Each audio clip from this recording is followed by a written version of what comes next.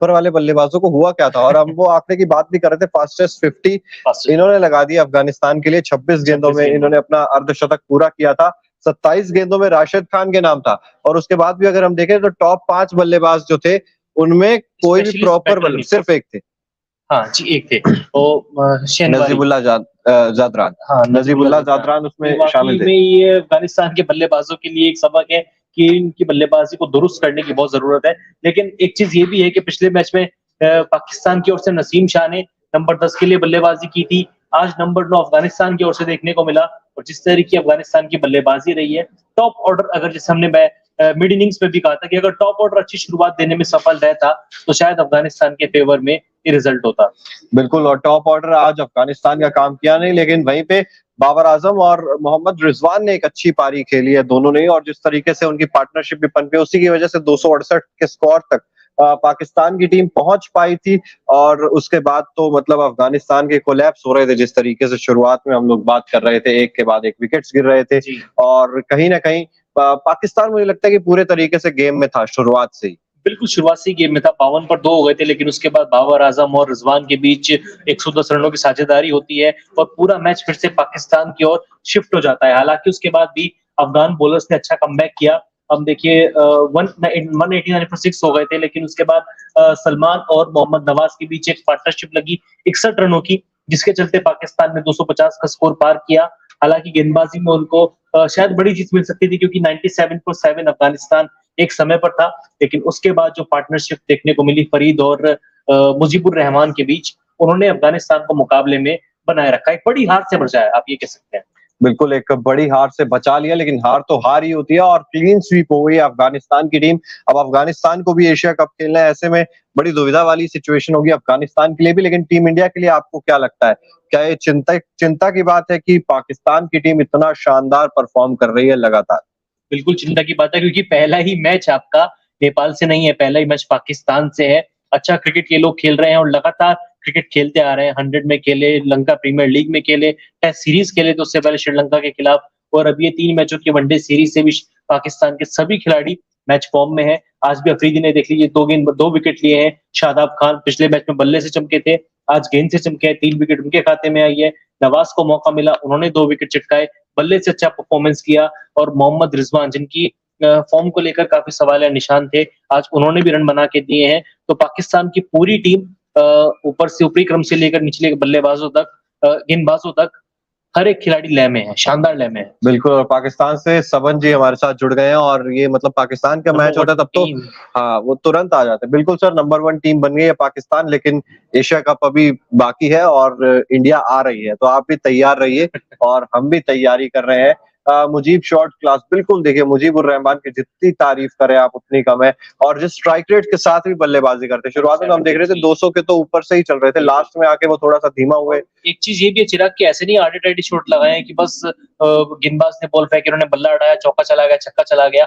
Proper cricketing shots जिनको कहते हैं, उस तरह के शॉट से शाहीन शाह अफरीदी के खिलाफ कदमों से आगे बढ़कर उन्होंने लंबे लंबे छक्के लगाए हैं। तो अच्छी बल्लेबाजी ये मोहम्मद नवाज को छक्के लगा रहे थे। और उसके बाद मैं देख रहा था ना, जिस तरीके से थोड़े अनलकी कहेंगे आप, या मतलब वो थोड़ा इनएक्सपीरियंस चल गया जिस तरीके से आउट हुए। हाँ, इनएक्सपीरियंस कह सकते हैं, क्योंकि बल्लेबाजी के लिए कभी जाने ही नहीं जाते हैं। ये पहली 50 है इनकी इंटरनेशनल लेवल पे, ना सिर्फ फास्टेस्ट 50 अफगानिस्तान को भी रिकॉर्ड बना दिया है। साथ ही एक और इतिहास इन्होंने रचा है कि पाकिस्तान के खिलाफ किसी भी बल्लेबाज का 9वें नंबर पर ये सबसे बड़ा स्कोर है। 64 रन की पारी उन्होंने खेली, 173 का स्ट्राइक रेट। अफगानिस्तान ने क्रिकेट बुरा नहीं खेला, लेकिन उनके बल्लेबाजों को थोड़ा और अपनी खामियों को सुधार करने की जरूरत है। बिल्कुल, और सबन जी कह रहे हैं मैं इंडिया से ही हूँ, सबन सैनी राजपूत। ठीक है सर, आप इंडिया से, माफी चाहूंगा मैं आपको, क्योंकि मुझे लगा कि सुबह में भी शायद नहीं, सुबह में भी शायद पाकिस्तान टीम के पक्ष ले रहे थे, मुझे लगा शायद आप पाकिस्तान से होंगे। कहाँ से है सर इंडिया में, ये भी बता दीजिए, तो हमें पता लग जाएगा कि कहाँ कहाँ से लोग हमें देख रहे हैं। जिस तरीके से लाइक भी कीजिएगा वीडियो को, और सब्सक्राइब अगर चैनल को अभी तक नहीं किया है तो फटाफट से सब्सक्राइब भी कर लीजिए। बिल्कुल, और जिस तरीके से पाकिस्तान ने तीनों मुकाबलों में क्रिकेट खेली है, मुझे लग रहा है कि पेस अटैक के अलावा पाकिस्तान का जो स्पिन डिपार्टमेंट है वो भी अच्छा खासा अब करता हुआ दिखाई दे रहा है, क्योंकि शादाब खान ने भी आज 3 विकेट चटकाए हैं। बिल्कुल, बस इस पाकिस्तान के लिए शायद मिडिल ऑर्डर थोड़ा सा फंस सकता है, क्योंकि आगा सलमान उस तरह की फॉर्म में नहीं दिखे, इफ्तिकार अहमद उस तरह की फॉर्म में नहीं दिखे हैं। लेकिन हाँ, आप कह सकते हैं कि मोहम्मद रिजवान का जो आज बल्ला चला है, 67 रनों की पारी उन्होंने खेली है, तो उम्मीद कर सकते हैं कि पाकिस्तान को थोड़ी बहुत राहत उन्होंने पहुंचाई है। लेकिन Shadab Khan outstanding performance, 3 wicket, 42 run उन्होंने खर्च किए हैं। पिछले मैच में 48 रन की पारी खेली थी और आज भी 3 विकेट लिए। पाकिस्तान के ये खिलाड़ी इंडिया के खिलाफ एक्स फैक्टर होने वाला है। बिल्कुल एक्स फैक्टर होने वाला है, और आपको याद होगा शायद वो आखिरी ओवर भी इन्होंने ही डाला था T20 वर्ल्ड कप में, जब 16 रन चाहिए थे। नवाज थे।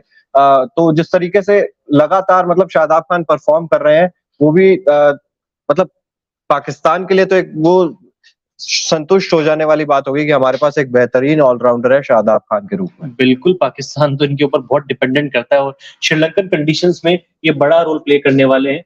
अफगानिस्तान के लिए चिंता की बात ये है कि उनके बल्लेबाज अच्छी फॉर्म में नहीं है, साथ ही राशिद खान, क्योंकि अफगानिस्तान का जब हम जिक्र करते हैं, हमारी सबसे पहला चर्चा होती है राशिद खान। उन्होंने किस तरह का परफॉर्मेंस किया और आज तो सिर्फ 1 विकेट उनको मिला है, बाबर आजम का विकेट या बड़ा विकेट था, लेकिन पूरी सीरीज में खासे इकोनॉमिकल रहे हैं, रन खर्च किए हैं, विकेट्स उनको नहीं मिल पाई हैं। 3 मैचों में सिर्फ 3 विकेट। यही राशिद खान अगर पुराने वाले राशिद होते तो हम उम्मीद करते कि 3 मैचों में 6 विकेट या 7 विकेट होते, लेकिन शायद लगातार क्रिकेट खेल रहे हैं, उसका असर इनकी परफॉर्मेंस पे भी देखने को मिल रहा है। बिल्कुल, जिस तरीके से मतलब अफगानिस्तान, मतलब हम कहते हैं कि डिपेंडेंसी बहुत रहती है राशिद खान के ऊपर भी, तो क्या हम ये मान सकते हैं कि अफगानिस्तान ने थोड़ी ज्यादा गलतियां कर दी? पाकिस्तान उतना ज्यादा आप एक्स्ट्रा ऑर्डिनरी परफॉर्मेंस नहीं कहेंगे, यहाँ पर अफगानिस्तान ने भी तो बहुत सारी गलतियां की हैं इस सीरीज में। अफगानिस्तान ने बहुत गलतियां की है और मैं तो देखिए दूसरे मैच में भी आप पूरे 100 ओवर का खेल हुआ है लगभग, उसमें पहले जो बल्लेबाजी की 300 रन आपने बोर्ड पे लगाए, कहीं से कहीं तक आपने पाकिस्तानी गेंदबाजों को टिकने नहीं दिया। उसके बाद जब पाकिस्तान की बैटिंग आई, अफगानिस्तान ने उनको भी चैलेंज किया, अच्छी बॉलिंग की। एंड में जाके थोड़ा अनलकी रहे कि नसीम शाह ने 2 चौके लगा दिए और पाकिस्तान एक हारा हुआ मुकाबला जीत गया। लेकिन आज के मैच में भी 189 फॉर 7 उनके हो चुके थे और जिसके बाद मुजीबुर रहमान तो को वो आउट नहीं कर पाए पाकिस्तान के पेसर्स। तो टीम को अभी भी थोड़ी बहुत काम करने की जरूरत है। और शाहीन शाह अफरीदी उतने ज्यादा इफेक्टिव बाद के ओवर्स में नजर नहीं आते। मुझे लगता है कि शुरुआत में ठीक है, अच्छे विकेट चटका, नई गेंद के साथ वो जो अपना खौफ है ना, वो नई गेंद के साथ काफी बरपाने में कामयाब होता है। पुरानी गेंद के साथ अभी भी शायद उनको थोड़ा काम करने की जरूरत है। बिल्कुल काम करने की जरूरत है। मोहम्मद नबी के बारे में क्या कहना चाहेंगे? और सबसे पहले तो चलिए मोहम्मद नबी बात करेंगे, लेकिन शाहीन शाह अफरीदी का तोड़ क्या यही है कि आप शुरुआत में ध्यान से खेलिए, आराम से खेलिए, रनों की चिंता बिल्कुल मत कीजिए, और उसके बाद पाकिस्तान की गेंदबाजी में शायद उतनी ज्यादा धार नजर नहीं आती, क्योंकि हमने अफगानिस्तान को भी देखा है, रन लीक करते हैं और पाकिस्तान की गेंदबाजी में कई सारी खामियां आ जाती है अगर एक बार आप उन पे प्रेशर डाल दे तो। बिल्कुल, पाकिस्तान की गेंदबाजी का तोड़ यही है कि आपको संभल कर बल्लेबाजी करनी होगी। इसका शुरुआत में शुरुआत में सबसे बड़ा एग्जांपल इसका पिछले मैच में हमको देखने को मिला। रहमानुल्लाह गुरबाज और इब्राहिम जदरान 40वें ओवर में जाके टीम का पहला विकेट गिरा था। 227 रनों की रिकॉर्ड साझेदारी और 151 रन गुरबाज के बल्ले से देखने को मिले। शुरुआत में समय लिया, चाहे शाहीन शाह अफरीदी के खिलाफ हो, चाहे नसीम शाह के खिलाफ हो, चाहे आप हारिस राव का सामना कर रहे हो, समय लिया, उसका बाद में उसको परिणाम भी मिला, अच्छा रिजल्ट मिला। तो इंडियन बैट्समैन को भी चाहिए कि आपको अगर बड़ा स्कोर बनाना है, आप अगर पहले बैटिंग कर रहे हैं या फिर आप चेज भी कर रहे हैं ना, आपको संभल कर खेलना होगा, क्योंकि बाद में आपके पास उस तरीके के बल्लेबाज चाहे अय्यर हो, केएल राहुल हो, हार्दिक पांड्या, जडेजा, वो अच्छा आपको फिनिश करके दे सकते हैं मैच। बिल्कुल। और अब बात करते हैं मोहम्मद नबी की, इनके बारे में आपका क्या कहना है? ये मतलब जिस काम के लिए इन्हें लाया जाता है वो काम कर पा नहीं रहे हैं आजकल। प्रेशर आप कह सकते हैं, क्योंकि लगातार इनका भी बैटिंग ऑर्डर चेंज हो रहा है। आज 15 गेंदों में 3 रन देखने को मिले। पिछले मैच में भी इनके बल्ले से कुछ खास परफॉर्मेंस देखने को नहीं मिली थी। 4 ओवर की 18 रन, विकेट इनको भी नहीं मिल पाया। पिछले मैच में शायद 1 या 2 विकेट लिए भी थे, लेकिन नबी के ऊपर भी प्रेशर है, क्योंकि लगातार इनका परफॉर्मेंस उस तरीके का देखने को नहीं मिल रहा है। पूर्व कप्तान है और टीम इनके ऊपर भी डिपेंडेंट रहती है। हम जब भी राशिद खान की बात करते हैं, हम कहते हैं कि शायद नबी भी इस टीम के लिए वो रोल प्ले कर सकते हैं, बतौर बल्लेबाज, बतौर गेंदबाज, जो उम्मीद हम राशिद खान से करते हैं। बिल्कुल, लेकिन राशिद खान ने मतलब ऑल ऑफ द टाइम जितना भी उन्होंने टाइम लिया है, उन्होंने अपने आप को एस्टेब्लिश किया था। लेकिन मोहम्मद नबी, मुझे लगता है कि उनके पैचेस में परफॉर्मेंस आई है जब भी आई है। बिल्कुल आप कह सकते हैं मोहम्मद नबी, लगातार परफॉर्मेंस उनकी देखने को नहीं मिल रही है ना। और आज भी आप देखिए बैटिंग ऑर्डर में कितना नीचे उनको भेजा गया। आपने इब्राहिम जदरान को नंबर 3 भेजा, कुछ खास परफॉर्मेंस कर नहीं पाए। 11 गेंदों में 10 रन बनाकर 0 बनाकर आउट हुए।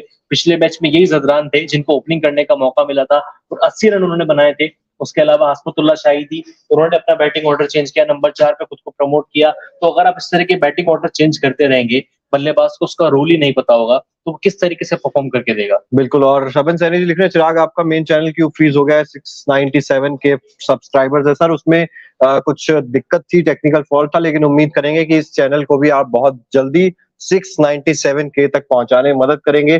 सबन जी उसके बाद लिख रहे हैं Shaheen just give you options of opening spell wickets while Bumrah can get you wickets in any phase of the game like in opening middle death overs. बिल्कुल ठीक बात है सबन जी यही आपकी। फर्क है शाहीन और बुमराह के अंदर। हम जब भी जिक्र करते हैं, हमने इस पे सुबह एक लाइव भी किया था, उसमें भी ये चर्चा हुई थी कि बुमराह किसी भी समय आएंगे स्पेल में, किसी भी स्पेल में आप उनको दे दीजिए, नई गेंद हो पुरानी गेंद हो, वो विकेट टेकर है, भरोसा दिलाते हैं कि वो विकेट ले सकते हैं। शाहीन शाह अफरीदी के केस में हमको लगता है कि वो शायद शुरुआत में जो काम कर सकते हैं डेथ ओवर्स में, उस तरीके का काम वो पाकिस्तान के लिए नहीं करते हैं। बिल्कुल, और उसके बाद हम लोग लगातार चर्चा करते रहते हैं इमामुल हक वहां पर नजर आएंगे जिन्होंने अच्छी परफॉर्मेंसेस दी हैं पूरी सीरीज में। और उसके अलावा अगर हम लोग बात करते हैं तो बाबर आजम के भी 2 अर्धशतक आ गए हैं बैक टू बैक, यानी कि टीम इंडिया के लिए खतरे की घंटी तो यहाँ पर बज गई है। और इनसे निपटने का तोड़ क्या हमारे मिडिल ऑर्डर के पास है। हमारे मिडिल ऑर्डर की गुत्थी कब सुलझने वाली है? हमारी सबसे बड़ी परेशानी यही है कि अभी तक तो यही क्लियर नहीं है कि हमारा नंबर 5 का बल्लेबाज खेलेगा या नहीं खेलेगा। मतलब केएल राहुल फिट है या नहीं है। अगर फिट नहीं होते तो ईशान किशन को आपको प्लेइंग 11 में फिट करना पड़ेगा, और ये भी एक चैलेंज रहेगा क्योंकि ईशान किशन मिडिल ऑर्डर में बल्लेबाजी